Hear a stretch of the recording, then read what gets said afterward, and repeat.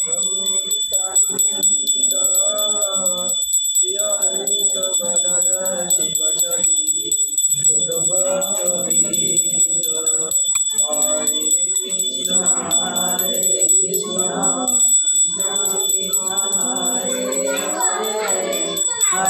Rama Hare Rama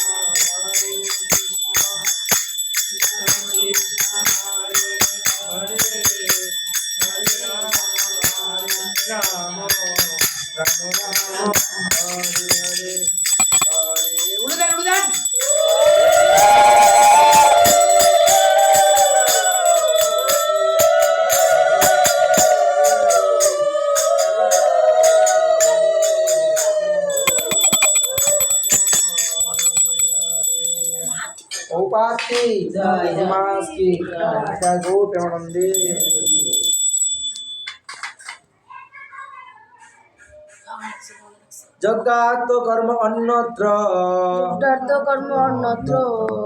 লোক অয়ং কর্ম বন্ধন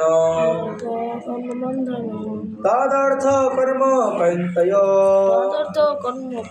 মুক্ত সঙ্গ সমাচর।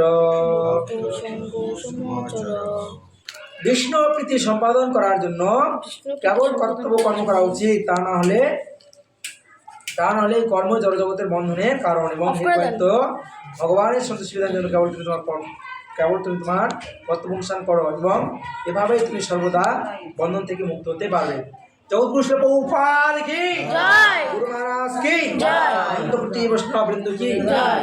আজকে এই বৈকালীন অধিবেশনে খোকন প্রভু এবং বুলবুলি মাতাজির গৃহে বৈষ্ণবীয় ভাগবতী অনুষ্ঠানে মায়েরা এবং প্রভুরা উপস্থিত ভক্তবৃন্দ সকলকে আমার প্রণাম নিবেদন করছি। সবাই আমার প্রণাম গ্রহণ করুন। আজকে এই খোকন প্রভু এবং বুলবুলি মাতাজির তার কন্যা তার কৃষ্ণা দেবীদাসী তার জন্মদিন উপলক্ষে আজকের এই ভাগবত অনুষ্ঠান। তো বলছে শাস্ত্রে এই বৈশাখ মাসে যদি গৃহে ভাগবত কৃষ্ণ কথা শ্রবণ বৈষ্ণব সাধুসঙ্গ আলোচনা হয়, সেই গৃহ পবিত্র হয়, ধন্যাতি ধন্য হয়। সবাই একবার উলুধ্বনি দেন মায়েরা। আজকে ভগবান বলছে তুমি কর্ম করো, ভগবান বলছে তুমি কর্ম করো। কর্ম করলে যে কর্ম বন্ধনে আমরা আবদ্ধ হব না। তুমি এমন কোনো কর্ম করো না যে কর্মবন্ধনে তুমি যুক্ত হও। এই জন্য আমাদের ভগবানের পৃথিবী ধারণতে ভগবানের সন্তুষ্টি বিধানের জন্য আমাদের কেবল কর্তব্য কর্ম করা উচিত, না হলে সে কর্ম হচ্ছে বন্ধনের কারণ এবং কর্ম হচ্ছে মুক্তির কারণ। যেহেতু আমরা এই শরীরটা পেয়েছি আমাদের এই দেহ পরিচালনা করবার জন্য, আমাদের এই দেহটাকে নির্বাহ করার জন্য, জীবিকাকে নির্বাহ করার জন্য আমাদের বিভিন্ন রকম কাজকর্ম করতে হয়।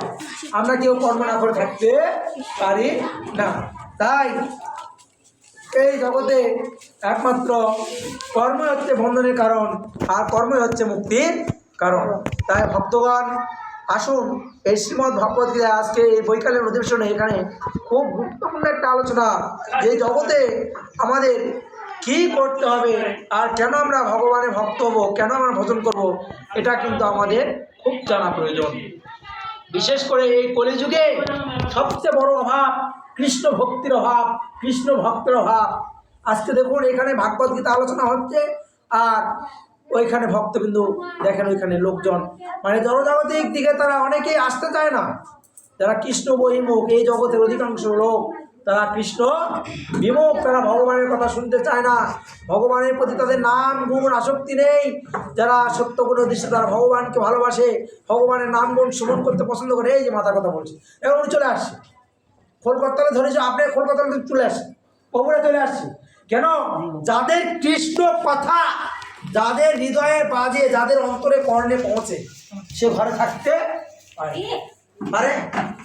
যাদের অন্তরে কৃষ্ণ কথা, হরি কথা যাদের অন্তরে কর্ণে বাজে, তারা ঘরে থাকতে পারে না, তারা ঘরে থাকতে পারে।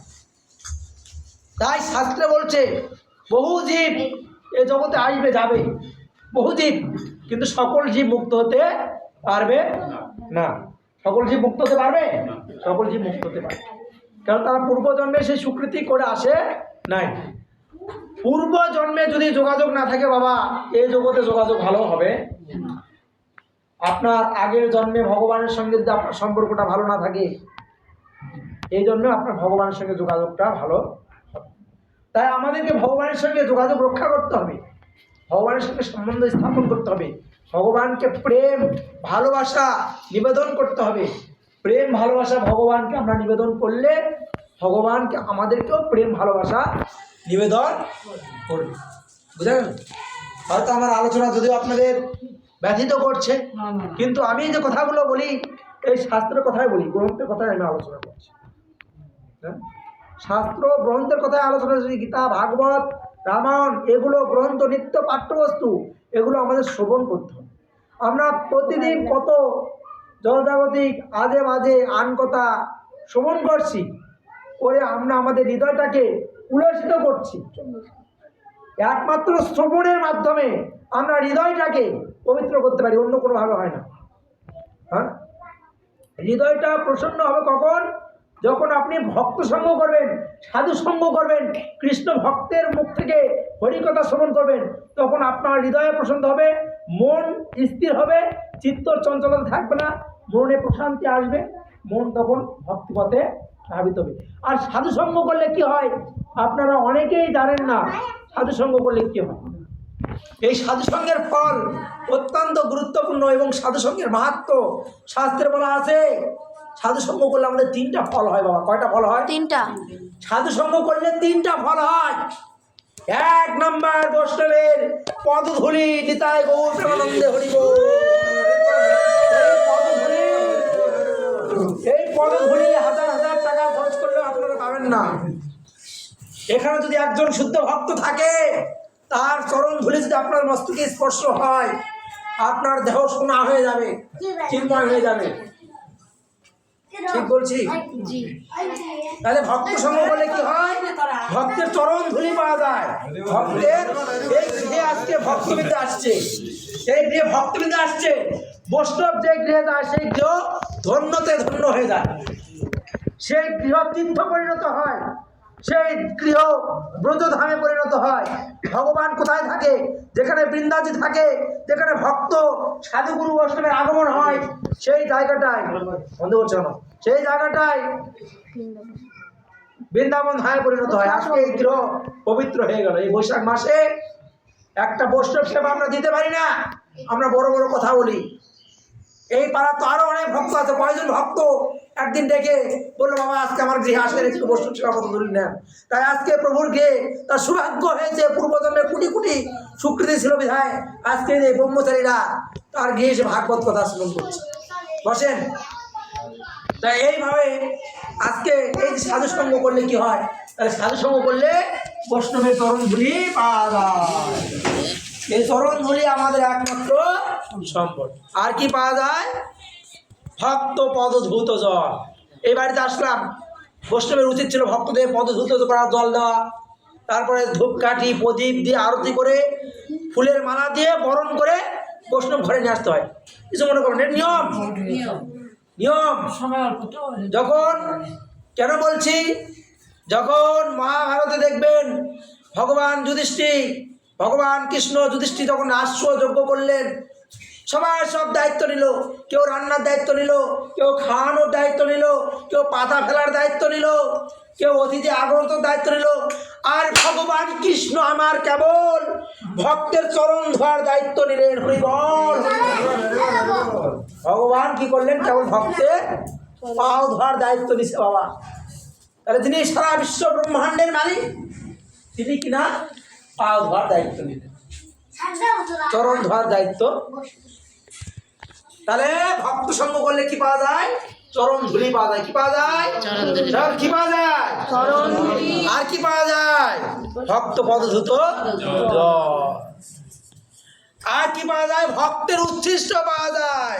বলেন হরি বল, হরি বল। ভক্ত আপনার বাড়িতে আসলো, প্রসাদ পেল, ভক্তের উচ্ছিষ্ট রেখে গেল, সেই উচ্ছিষ্ট কিঞ্চিত যদি পরিমাণ আপনার মুখে দেন, আপনার দেহ চিন্ময় পবিত্র। শাস্ত্রে বলছে ভক্তের উচ্ছিষ্ট, ভক্ত পদধূত জল আর ভক্তের চরণ ধুলি। আর কি? ভক্তের আর কি? আর কি? ভক্তের চরণ ধুলি, ভক্তের পদধূত জল আর ভক্তের চরণ ধুলি উচ্ছিষ্ট। এই ভক্তির মহাভক্ত, কিন্তু আমরা বুঝি না। আমরা সাধু সঙ্গ করতে চাই না, হরি ভক্তি সঙ্গ করতে আসতে চাই না। আমরা দিবস রজনী আবল তাবল পেঁচাল পারিতে পারো, নইলে বদনে কেন না লহ কৃষ্ণ গোবিন্দ নাম। আমরা দিন তামান কত কি জনজাগতিক পেঁচাল পারি, আমাদের সাধু সঙ্গ করার সময় নেই, হরি ভোজন করার সময় নেই। মেয়েকে স্কুলে দিতে হবে, জামাই চাকরিতে যাবে, কত কাজ, আমরা নানান কাজে বাহানা। এখানে একটু ভক্ত সঙ্গ হবে। এই বাড়িতে ভাগবত গীতা পাঠ হচ্ছে, বাড়ির মালিকই নাই, সেবা করছে।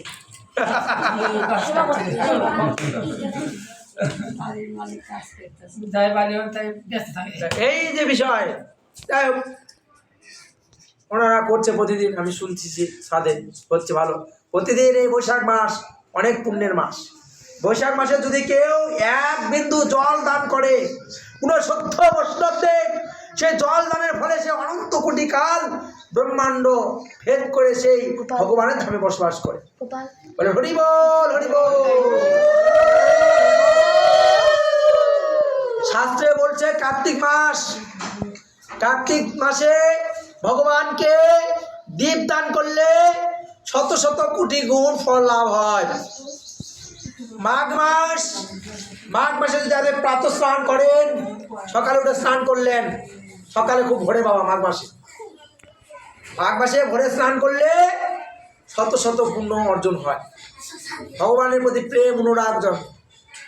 আর এই বৈশাখ মাসে যদি কেউ জল দান করে, যদি কেউ গো পশু গাভী মাতার সেবা করে, এই বৈশাখ মাসে যদি কেউ ব্রাহ্মণ বৈষ্ণবদের দান করে, আমাদের কত অক্ষয় তৃতীয়া তিথি গিয়েছে, এটা গুরুত্বপূর্ণ তিথি। পুরো বৈশাখ মাসে দান, হবিষান্ন, ব্রত, যপ, তপস্যা, হরিনাম, এইগুলোর অঙ্গ মানে অনন্ত ফল লাভ হয়, অনন্ত অনন্ত ফল লাভ হয়, শত শত গুণ ফল লাভ। এই মাসে গ্রন্থ শাস্ত্র ভাগবত দান করা, যে যত গ্রন্থ পড়বে তার তত পুণ্য অর্জিত হবে, যে যত বেশি কৃষ্ণ কথা শ্রবণ করবে, ভাগবত গীতা দান করবে, দান করবে যত বেশি, এই মাসে ভগবানকে সুন্দর সুন্দর রন্ধ করে ভগবানকে ভোগ নিবেদন করবে। এই সমস্ত করার ফলে ভগবানের প্রতি প্রেম অনুরাগ করবে। খুব গুরুত্বপূর্ণ। আমার কথাটা মনে করবেন না যে প্রভু এভাবে বলছে, খুব গুরুত্ব সহকারে শুনবেন, মন দিয়ে খুব শুনবেন, খুব গুরুত্বপূর্ণ। এই মাসটা অন্তত একটা মাস, এই মাসটা আর কার ভাগ্যে আসে কি না আসে, কারণ আমরা মানুষ জন্ম পেয়েছি, কার কখন মৃত্যু হবে বলা মুশকিল। এই জগতে মানুষ দুইটা প্রশ্নের উত্তর কেউ জানে না, কেউ দিতে পারে না। এক নম্বর প্রশ্ন কি, কখন এই পৃথিবীতে এসে জন্ম হবে, এটা একমাত্র কেউ বলতে পারে না। আর মৃত্যু কবে হবে এটাও কেউ বলতে পারে না। এই পৃথিবীতে একমাত্র একজন ব্যক্তি তিনি জানছিলেন, তিনি হচ্ছেন পরীক্ষিত মহারাজ। তিনি জানতেন যে তার কবে মৃত্যু। এই জন্য আমরা এই জগতে আসছি, আমাদের কবে মৃত্যু হবে আমরা এটা বলতে পারি না। আমার কালো মৃত্যু হতে পারে, আজও মৃত্যু হতে পারে, এখনই মৃত্যু হতে পারে, বা 2 ঘন্টা পরে হতে পারে। এই জন্য এই মাসটা এই মাসটা এত গুরুত্বপূর্ণ, যেই মাসে শ্রবণের গুরুত্ব দেওয়া আছে, যেই মাসে কৃষ্ণকথা আলোচনার গুরুত্ব দেওয়া আছে, যে মাসে ভগবত সেবার গুরুত্ব দেওয়া আছে, সাধু সঙ্গীর কথা বলা আছে। এই মাসটাতে দেখুন, এই বৈশাখ মাসে অক্ষয় তৃতীয়া তিথি, 4টা দিন খুব গুরুত্বপূর্ণ। 4টা দিন খুব গুরুত্বপূর্ণ। অনেকে এখানে বলতে পারবে না 4টা দিন কোন কোন দিন, কেউ বলতে পারবে না। অনেকে এখানে অনেকেই আছে বলতে পারবে। 4টা দিন খুব গুরুত্বপূর্ণ। 3টা মাস খুব গুরুত্বপূর্ণ, 4টা দিন গুরুত্বপূর্ণ। 3টা মাস, কার্তিক মাস, মাঘ মাস আর বৈশাখ মাস। কার্তিক মাস